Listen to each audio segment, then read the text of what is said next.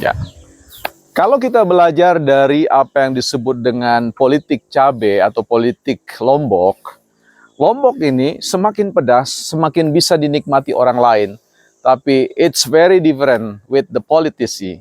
Ya, kalau politisi bicara pedas, maka semakin orang merasakan kepedasannya, semakin orang akan menimbulkan rasa tidak suka atau kebencian yang luar biasa. Bukan partai politik. Teman-teman, kita sedang manen cabai di sini, tapi kita tidak bahas tentang persoalan cabai. Kita bicara tentang persoalan debat calon presiden dan cawapres yang nanti juga akan berlangsung pada tanggal 7 Januari. Yang menarik di sini adalah ada satu pendapat yang mengatakan don't raise your voice but your argument. Ya, jangan tinggikan suaramu, tetapi tinggikanlah argumentasimu. Belajar dari perspektif atau filosofi dari seorang filsuf bernama Jürgen Habermas, dia bicara tentang pentingnya bagaimana menghadirkan kualitas argumentasi terbaik di dalam kita memengaruhi orang lain. Nah, seni memengaruhi orang lain itu adalah seni persuasif. Seorang politisi yang ingin meyakinkan pemilih atau konstituen untuk memilih dirinya harus perlu belajar bagaimana mengkomunikasikan atau menyampaikan pikiran-pikiran terbaik dan bukan lontaran-lontaran kata-kata yang pedas, kata-kata yang membuli, kata-kata yang merendahkan martabat orang lain sehingga argumentasinya tidak jelas terpikirkan atau terbaca oleh publik. Ketika kita berbicara ingin memilih seorang pemimpin di republik ini, di negara kita ini, maka kita perlu memilih orang-orang yang mampu memiliki gagasan-gagasan terbaik, ya, bukan gagasan-gagasan baik, tapi gagasan-gagasan terbaik. Bicara tentang gagasan terbaik, ini kita berbicara dari seorang penyanyi yang profesional.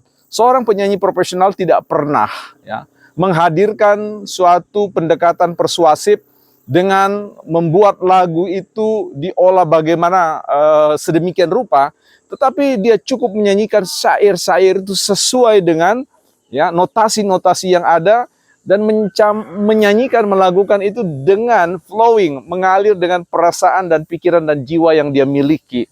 Dia tidak menambah dengan hal yang apalagi dengan lagu itu mengejek orang lain, merendahkan orang lain. Jadi ketika kita berbicara tentang politik cabai, ya, ini tidak sama dengan politik demokrasi yang belakangan ini ditunjukkan bagaimana paslon yang satu dengan paslon yang lain saling mengejek satu dengan yang lain. Ini membahayakan demokrasi di Indonesia. Ya, ketika kita berbicara tentang bagaimana meyakinkan orang, apalagi khususnya bicara tentang undecided voter, jadi para pemilih-pemilih yang belum memutuskan pilihannya, ya harus mendorong, membawa para capres itu, cawapres untuk mengedepankan apa yang disebut dengan politik argumentatif atau politik deliberatif.